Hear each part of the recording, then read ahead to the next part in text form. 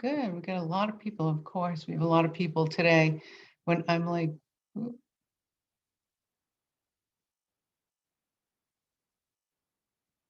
everybody come in?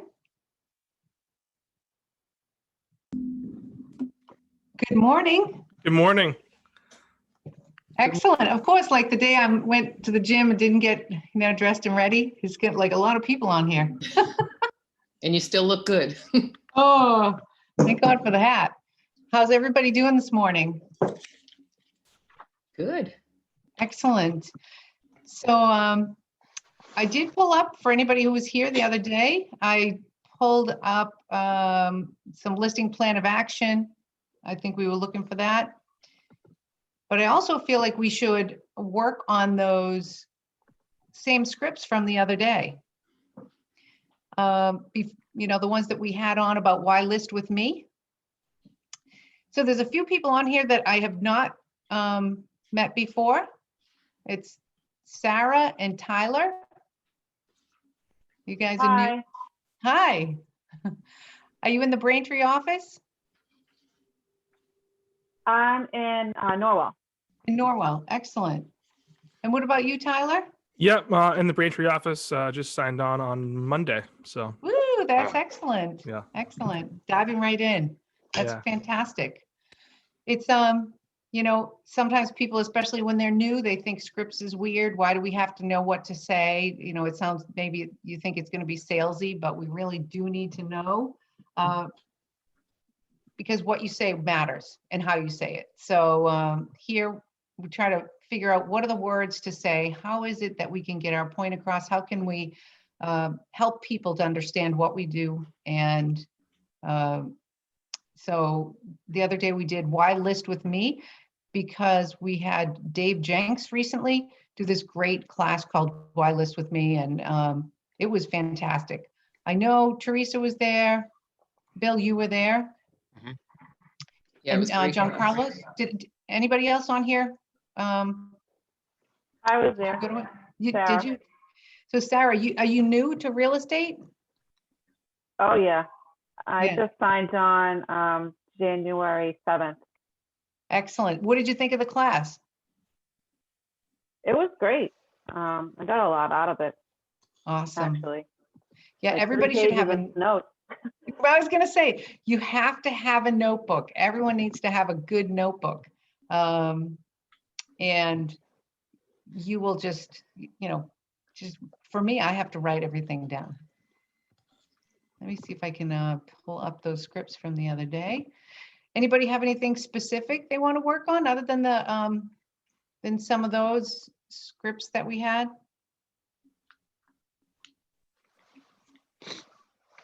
I actually have just a general question, Lisa. Perfect. So when we're talking about listings and CMA appointments, have you and Rick changed up much given the current climate of real estate and the ridiculous one-sided seller's market that we're in? Has that changed your dialogue with the sellers? I'm not sure. Well, I'm not exactly sure how to answer that. In what way? The ones, because I'm not sure. So when I, would consult with a homeowner and, do a CMA type of appointment, part of it is, setting expectations. So I give an explanation of, the process of selling a home and what to expect in terms of, how things roll out once you sign the listing paperwork, what happens next. But with this current climate, this is just fresh in my mind. I just, again, dealt with submitting another offer. I think this one was 40,000 over the list price. And we ended up being third. Oh my God. So,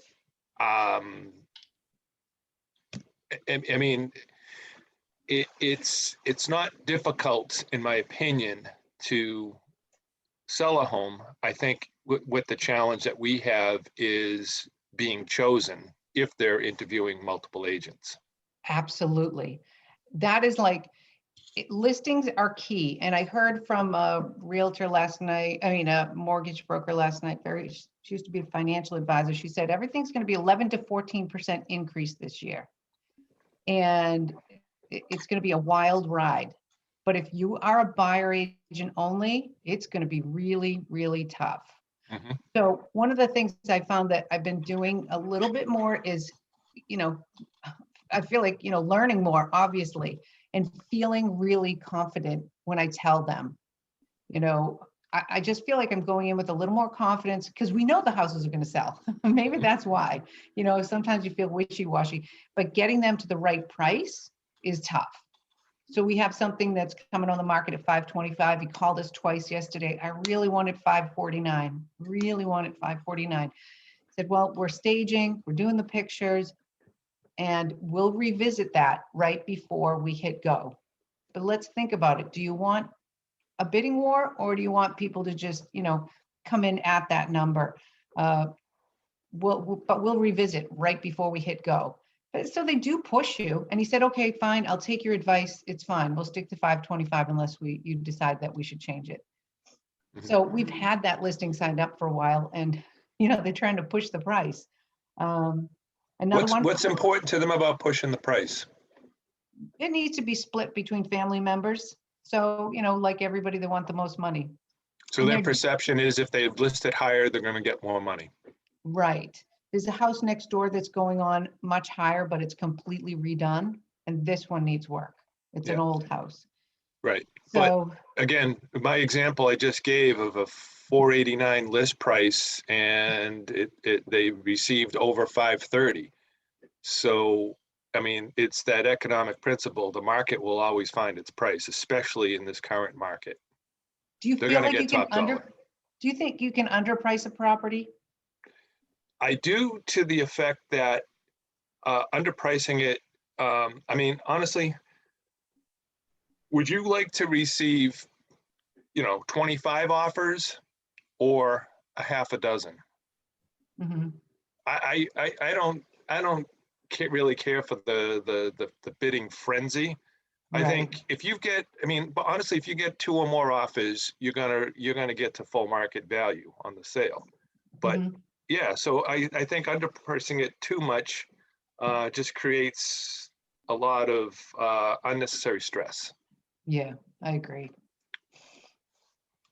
So I think we should all be confident, whether you're brand new, whether you've done 1 or 2 transactions, whatever, be confident because there's a ton of people around you that can help you. So when you get somebody, and they say to you, so what we do, Tyler, is, maybe one of us says, I'll just role play with Bill. Hey, Bill, I know you came over here, but there's so many agents. You guys can see the screen, right? Mhm. So Bill, I don't understand. Why would I list with you? Well, good question, Lisa. I'm glad you asked. Essentially, when you hire me to handle the sale of your home, I will immediately, tomorrow morning, notify all the other realtors in the area that it's on the market, let them know about its best features and why they should bring their qualified buyers to see it. Excellent.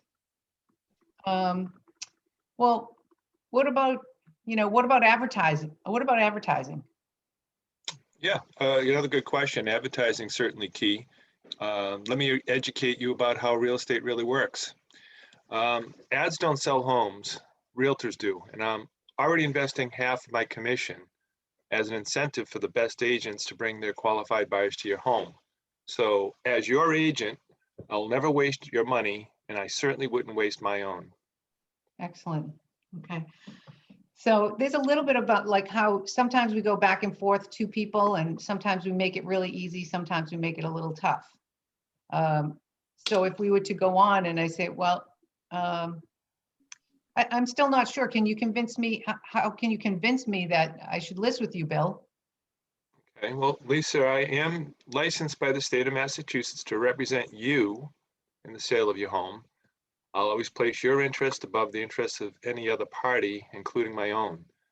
I am committed to get you the highest price in the shortest time with the minimum of inconvenience to you. Okay.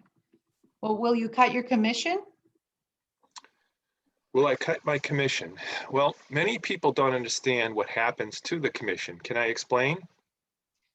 Sure. Okay, so half of the 3% that I'm looking for goes to the company or agent that brings us a qualified buyer. Of the remaining 3%, 1/3 of it goes to my company.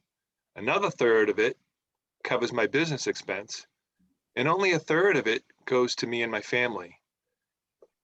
It would be very wrong for me to cut that, don't you think? Okay. I mean, I don't know about anybody else. It's not my favorite answer to commission. Yeah, I don't like it either. Yeah, it's not my response, but I was kind of going with your scripts class. Exactly, exactly. I appreciate that. I totally appreciate that. I mean, sometimes I'll come up with something a little different, and Teresa remembers probably from the other day. Yeah, what do you say if they say, well, I already spoke with another agent that will do it for far less than that, and they say they're going to do all the things that you're going to do as well? Well, so you're looking for a discount broker, Teresa? Is that what I'm hearing? Well, not discount, somebody that said they're going to do just what you mentioned, but they'll do it at a lower commission. Well, that would be called a discount broker. And, as I look around your home, I can see here, this doesn't look like a discount house. So my fee is 5%. Would you like, is there anything else? Yeah, what's a discount broker? I'm not familiar. A discount broker will not be there for you every step of the way. They may cut corners, not use professional photography. They may not be there when it comes time for inspections or, the necessary paperwork to be explained to you, because they cannot do that with a discount commission. Another reason, I know there's some people that say, oh, they'll do it for 1%. Well, they do have to incentivize the buyer on the other side. So you're never going to pay only 1%. You still have to negotiate for the buy side. Does that make sense? It does, thank you. Welcome. Let's sign right now. So would you ask them so what do they offer you for a commission? Would that be an appropriate question so that you can be more specific? It doesn't really matter. If Okay. you start getting into that, it becomes like instead just stand firm in your, I have a 6 that I put on my commission. I have a 6 and it's there, and I cut it. Like when I do, the other day it was 6%.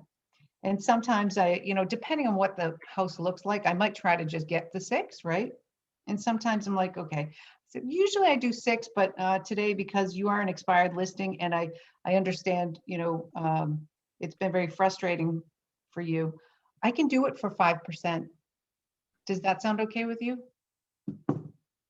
How many times do people sell their house?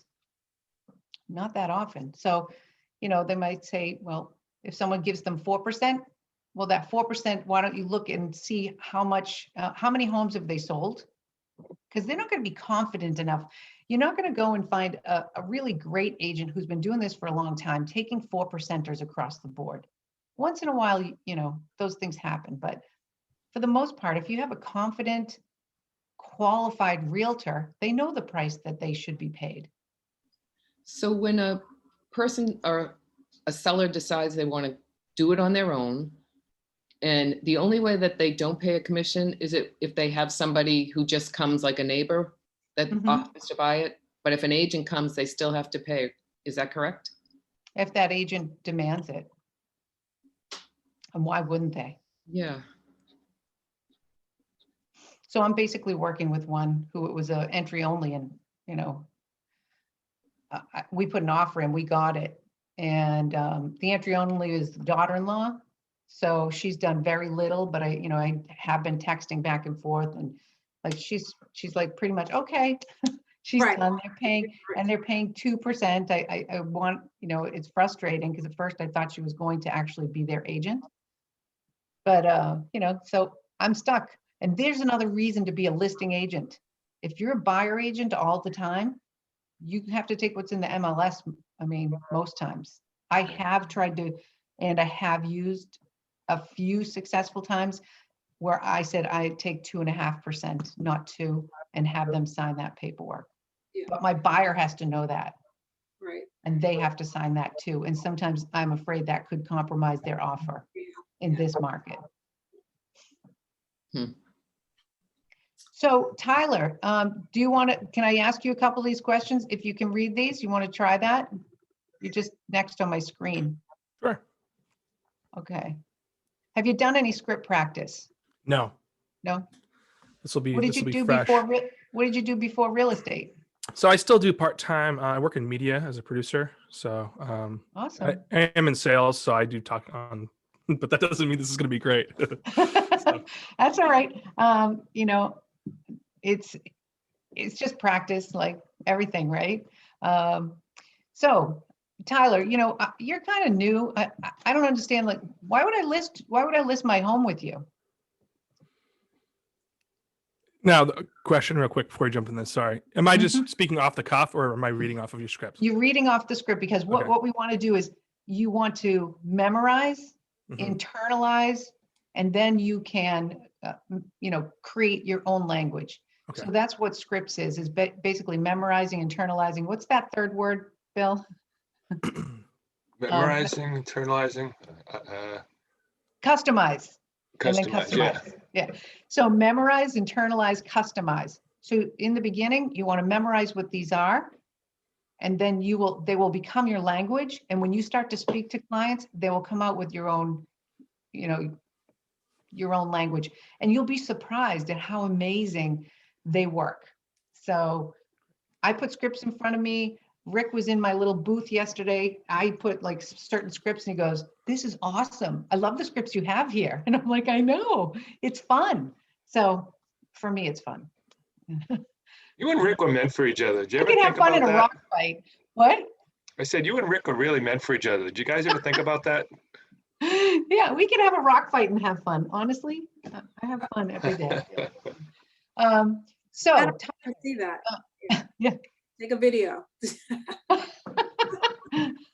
So, Tyler, you know, why should I list with you? Well, when you hire me to handle sale of your home, I'll immediately tomorrow morning notify all the other realtors in the area that it's on the market, it has the best features, and why they should bring their qualified buyers to see it. Okay, well, what kind of advertising? I know that's kind of what you do, but what kind of advertising is it that you're going to do for me? Let me tell you about how real estate works. Ads don't sell homes, realtors do. And I'm already investing half of my commission as an incentive for the best agents to bring their qualified buyers to your home. As your agent, I will never waste your money, and I certainly wouldn't waste my time, or I'm sorry, waste my own. Mhm.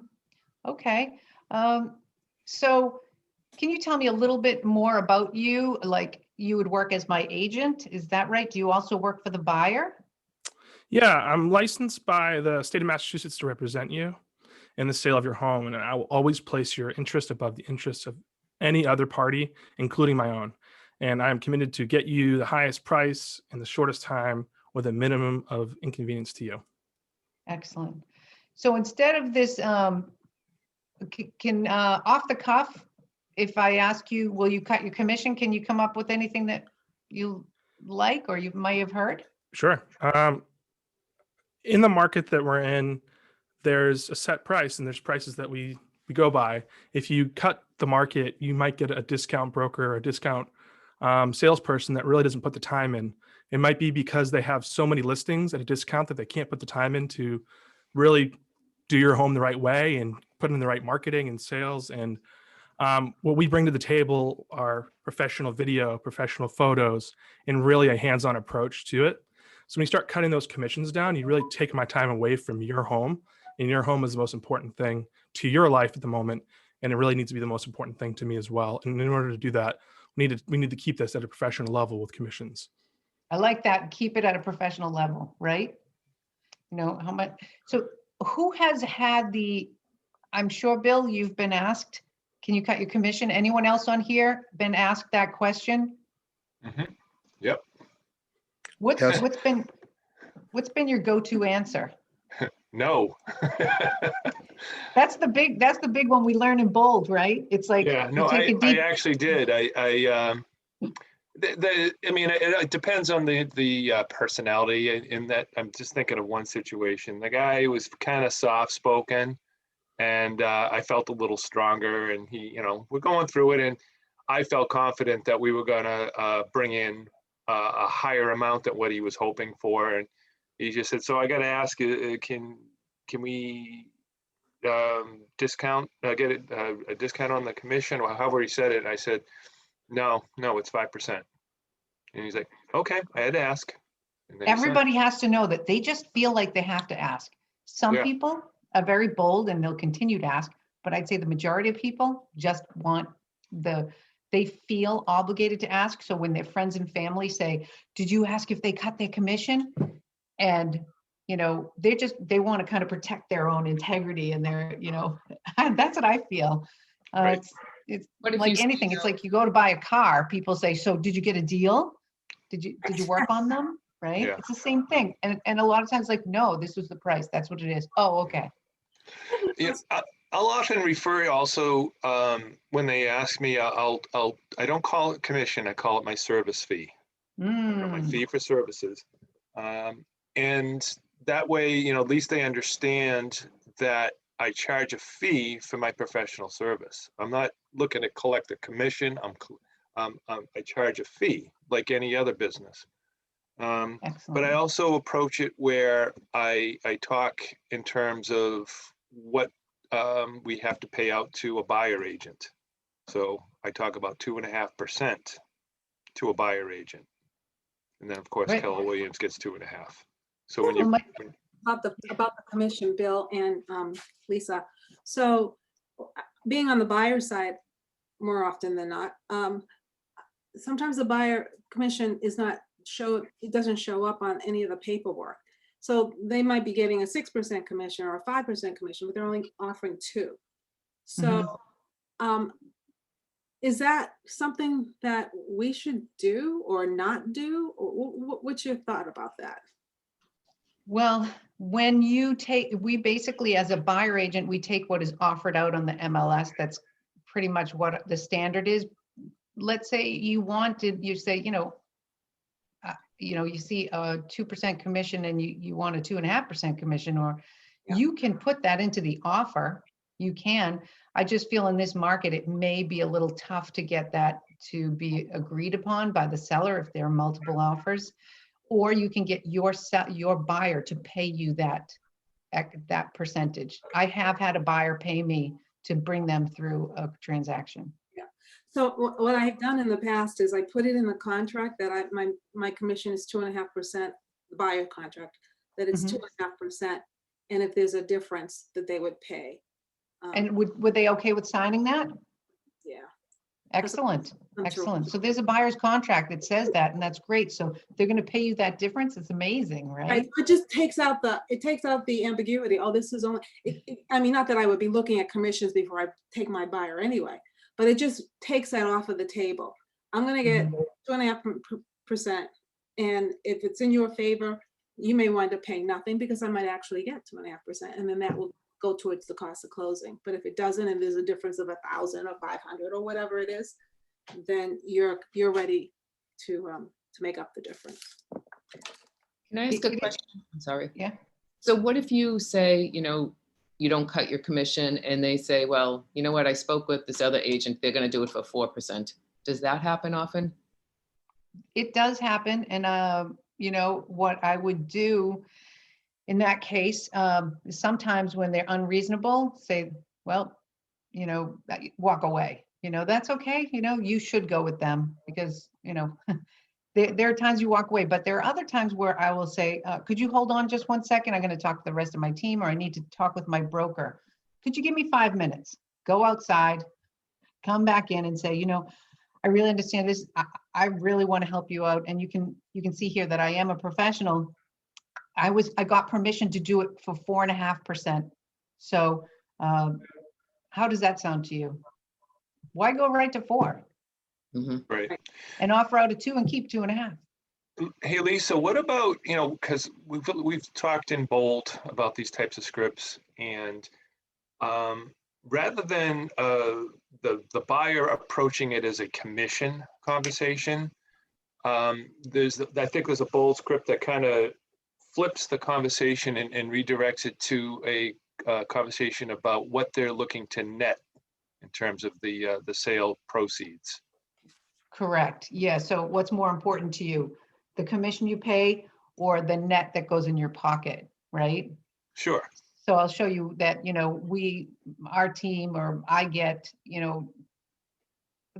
101% over list price, so, and if you go with that discount broker, they get you 96% of the price that your house will sell for. So in turn, you'll get more money. Sure. Now I have done this, and this has been a little, in order to get 2 deals. So I had a deal where it was an expired listing.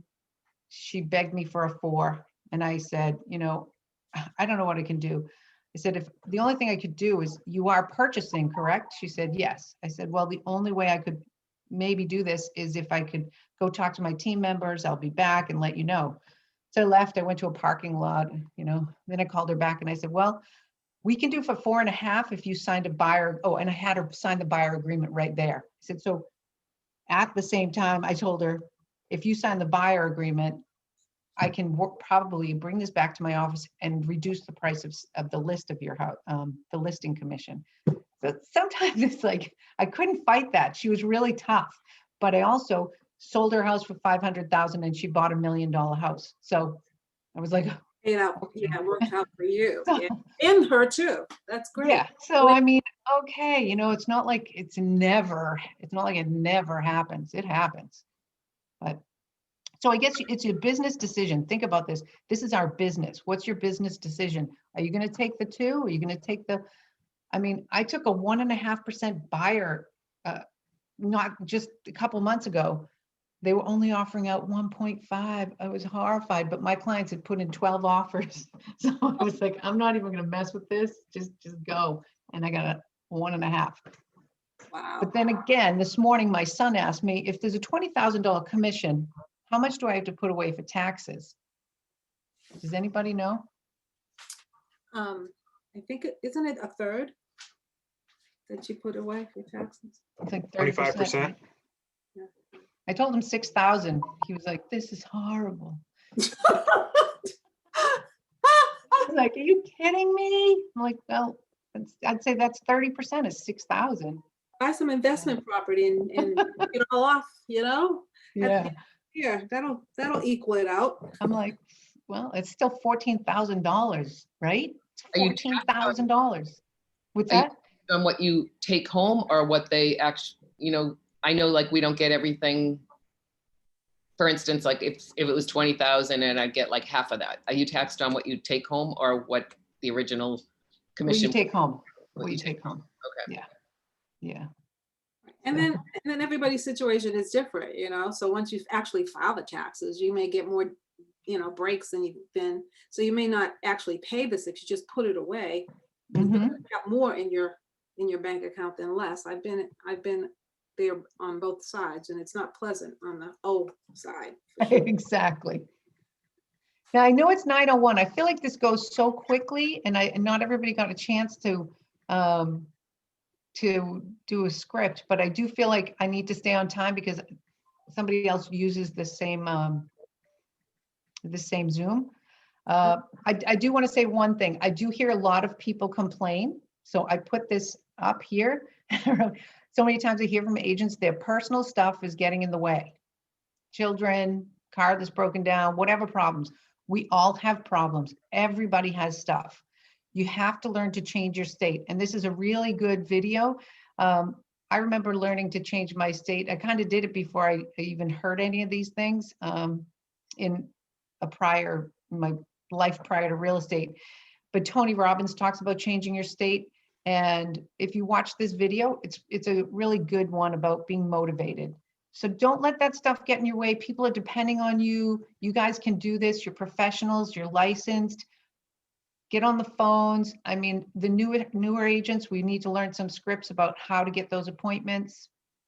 So we can, and we also need to know what to say when we get there. So if anybody can message me, tell me what they like, what they don't like, what they'd like to learn, I would love some feedback. This is one of the listing plans of action. This might be a nice thing for you to kind of Oh, yeah. say that's out right. loud when you get off. When somebody, what are your listing plan of action? So here's some steps about a proactive approach. So I want everybody to feel like they get something out of it. And if you want something more or different, always kind of a little mastermind, little scripts. I Yeah. think we need to have a script off next, like on Monday or something Uh-oh. Script with each off. other, like a little one, right? Oh, okay, all right. You know, like Teresa, you and Carlo, Teresa's gonna say something, Carlo's gonna give pushback, things like that. Yeah, So- overcoming objections. Maybe we could, at one point, maybe not, whatever, but just do objection handling like we did today. Like, what are the objections so that we can get fluent in that language? Perfect. I love that. I Specific. love that because and every objection is closer to getting it, because when people object, they have to do that. So think about it. And sometimes that I've heard some speakers say, every no, it's like a vitamin. Just accept that no until you get to the yes, So I hope you guys have an awesome day and you get something out of this, and please, message me, let me know. But I do feel like the objection handlers, we're going to hear them. And whether it's buyers or sellers, we need to know our scripts. Thank you. Yep. Thanks so much, everyone. Have an Thank you. awesome Thanks, day. Lisa. Have a great day. See you guys. Yeah, bye. Bye.